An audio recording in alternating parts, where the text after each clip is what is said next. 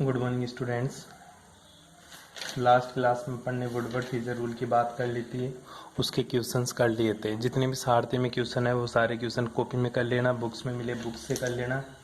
मैंने आप लोगों को वो चीज़ें पढ़ा दी है। आज जो मैं पढ़ाने जा रहा हूँ आप लोगों को बेटा जी, वो पढ़ने हैं अपन IR स्पेक्ट्रोस्कोपी। कौन सी स्पेक्ट्रोस्कोपी पढ़ेंगे बेटा जी?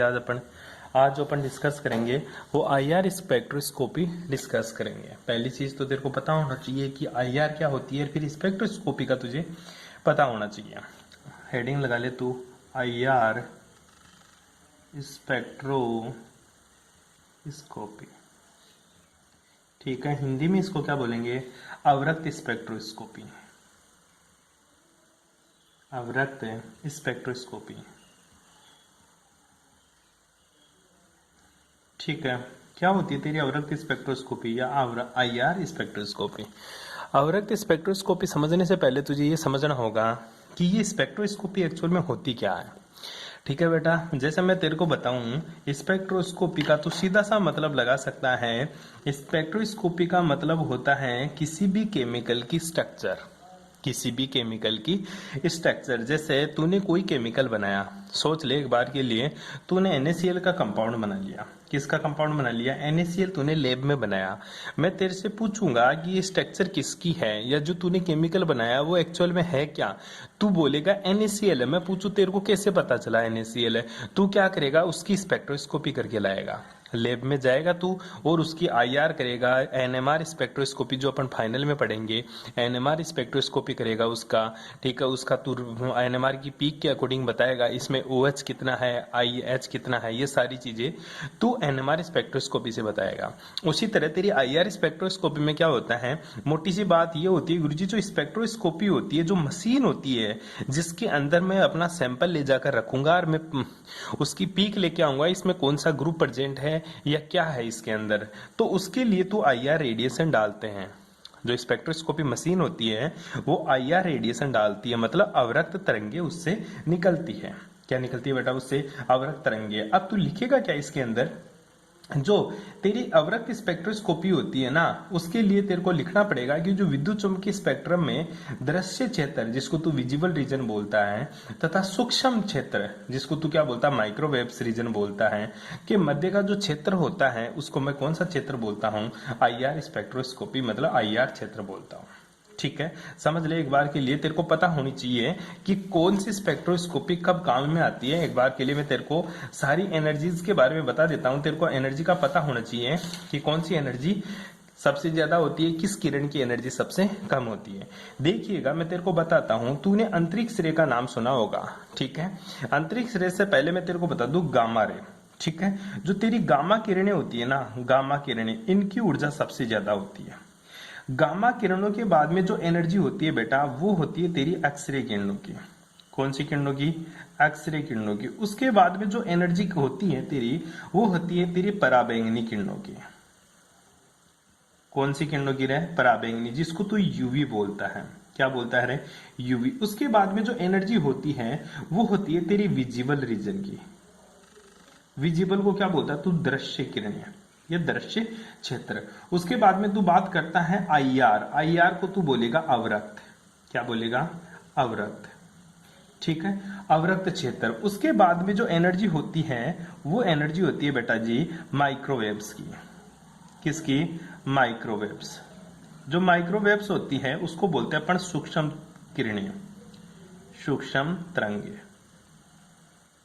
उसके बाद में जो एनर्जी होती है वो होती है तेरी रेडियो वेव्स की। किसकी? रेडियो वेव्स की। और उसके बाद में जो किरणें होती है तेरी, वो होती है बेटा AC पावर्स की, जो लाइट की तरंगे होती है तेरी AC पावर की। ठीक है, अब देख, मैं तेरे से पूछूं कि सबसे ज्यादा ऊर्जा किसकी होती है, तू बोलेगा सबसे ज्यादा ऊर्जा गामा किरणों की होती है। हालांकि अंतरिक्ष किरणें भी आती है इसके फर्स्ट में, लेकिन वो अपन काउंट नहीं करेंगे। तो लिख लेना चाहिए सबसे ज्यादा एनर्जी किसकी होती है? अंतरिक्ष किरणों की। किसकी? अंतरिक्ष किरणों की। ठीक है, और जो AC पावर होता है वो तो तूने देखा होगा। ठीक है, अब देख, गामा किरणों की ऊर्जा सबसे ज्यादा होती है। गामा किरणों की ऊर्जा सबसे ज्यादा होती है। मतलब कहना क्या चाह रहा तू? मैं ये कहना चाहता हूँ बेटा जी, अगर मैं इधर से इधर जा रहा हूँ, किधर से किधर, अगर मैं सर इधर से इधर जाता हूँ तो जो मेरी ऊर्जा होती है ना किरणों की, वो तो बढ़ रही है, लेकिन जो लेमडा का मान होता है वो क्या हो रहा है? घट रहा। अर्थात इधर से इधर जाने पर जो ऊर्जा का मान होता है ना वो तो बढ़ जाती है, लेकिन जो मेरा तरंग दैर्ध्य होता है, ठीक है, जो मेरा तरंग दैर्ध्य होता है उसका मान क्या हो जाता है गुरुजी? घट जाता है। ये मोटी सी बात याद रखनी है तुझे। अब देख, अपन पढ़ेंगे सबकी स्पेक्ट्रोस्कोपी होती है। पहले मैं तेरे को बता दूं, जो यूवी होती है ना, यूवी किरणें, पराबैंगनी किरणें, ठीक है, जो यूवी किरणें होती है ना, यूवी रेज, ठीक है, इसके लिए जो स्पेक्ट्रोस्कोपी पढ़ते हैं ना वो अपन पढ़ते हैं यूवी स्पेक्ट्रोस्कोपी, यूवी स्पेक्ट्रोस्कोपी, ठीक है। इसी तरह जो विजिबल होता है, पहली चीज ये देख ले, यूवी किरणों की ऊर्जा, इधर विजिबल किरणें, जो विजिबल किरणें हैं तेरी, बस यही अपन देखते हैं, इसीलिए इसका नाम बोला दृश्य क्षेत्र। इस जो किरणें विजिबल रीजन में आएगी, जिन किरणों की ऊर्जा विजिबल रीजन के समान है। अब बात आती है गुरुजी विजिबल रीजन की जो किरणें हैं उनकी ऊर्जा कितनी होती है? मैंने तेरे को बताया था एक बार के लिए बेटा, इसका लेम्डा का मान बताया था मैंने, 400 से लेकर 800 नैनोमीटर तक का, 400 से लेकर 800 नैनोमीटर तक का जो लेमडा होता है वो मेरा विजिबल रीजन में होता है। कौन से रीजन में होता है बेटा जी? 400 से लेकर बेटा 800 नैनोमीटर तक का जो लेमडा होता है वो मेरा विजिबल रीजन के अंदर देखने को मिलता है। मैंने आप लोगों को बताया था, अरे बताया था ये चीजें। इससे कम लेमडा इधर जाएगा तो लेमडा का मान घटेगा, और इधर जाएगा तो लेमडा का मान बढ़ जाएगा। क्यों? इधर लेमडा का मान बढ़ेगा तो इसकी ऊर्जा घट जाएगी। तो अपन जो देखते हैं, अपन जो किरणें देख रहे हैं, मैं तेरे को देख रहा हूं, तू मेरे को देख रहा है, ठीक है, तो ये देखा देखी चल रही है ना, वो 400 से लेकर 800 नैनोमीटर के बीच में चल रही है। अगर इससे कम नैनोमीटर की, इससे कम वेवलेंथ की अगर रेडिएशन अपने एनवायरनमेंट में है तो वो तेरे को बिल्कुल ब्लैक दिखाई देगा, मतलब डार्क दिखाई देगा, दिखाई ही नहीं देगा। अगर इससे ज्यादा लेमडा की भी एनर्जी, ज्यादा लेमडा मतलब कम एनर्जी की भी किरणें हैं तो वो भी अपन को दिखाई नहीं देती, ठीक है। तूने बहुत से गांव में कहते हुए लोगों को सुना होगा, क्या कहते सुना होगा कि मैं तो एक्सरे करवा के आया हूं। क्या करवा के आया हूं? एक्सरे। तो बेटा जब उसका एक्सरे करते हैं तो उसके ऊपर एक्सरे किरणें डालते हैं। जो एक्सरे किरण होती है बेटा, इसकी एनर्जी बहुत ही ज्यादा होती है। जो एक्सरे किरणें होती है उसकी एनर्जी बहुत ही ज्यादा होती है।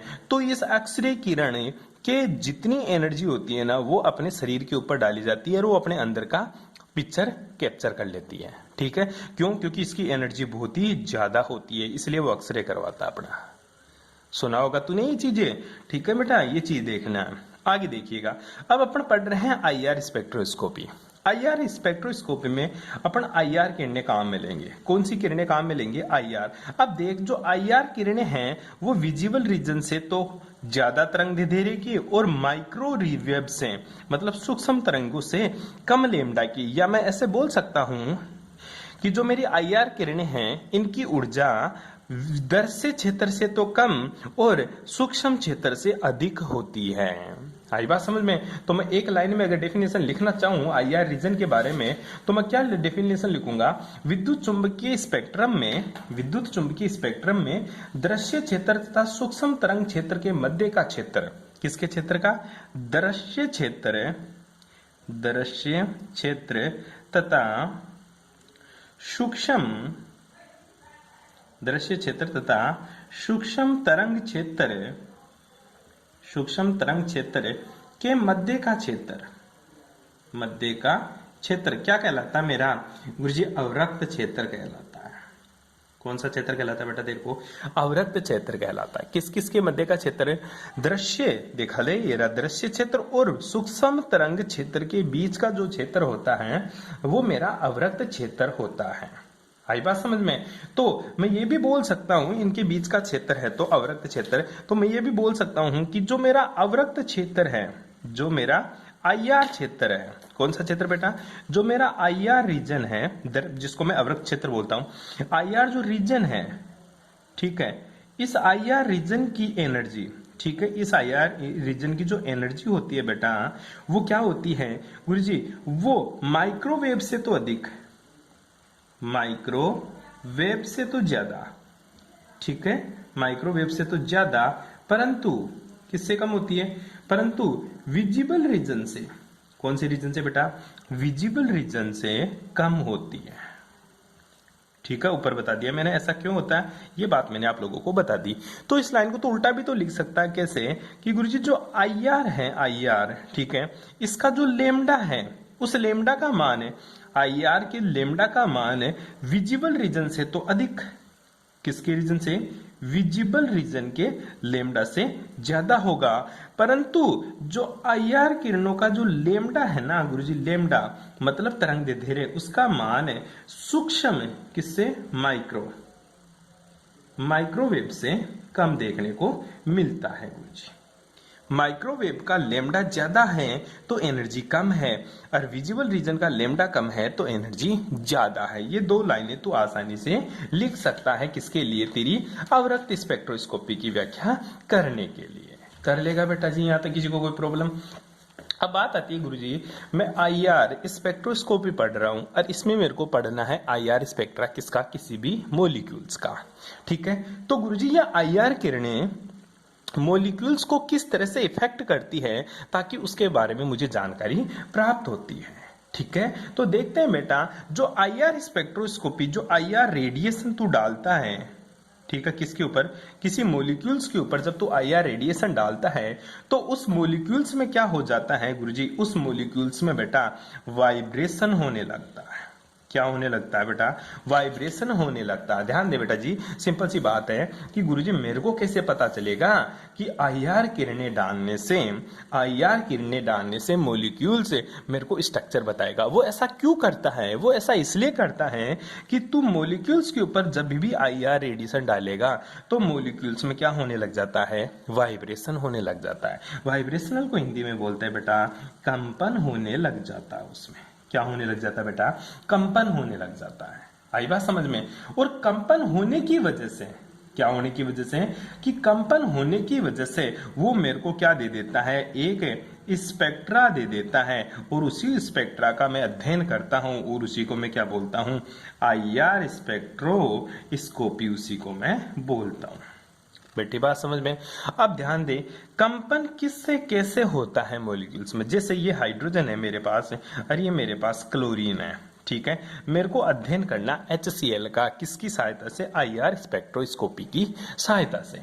ठीक है, तो गुरुजी आईआर स्पेक्ट्रोस्कोपी की सहायता से मेरे को HCl का अध्ययन करना, मैं कैसे करूंगा। सिंपल सी बात है, HCl का अध्ययन करने के लिए मैं इसके ऊपर आईआर रेडिएशन डालूंगा।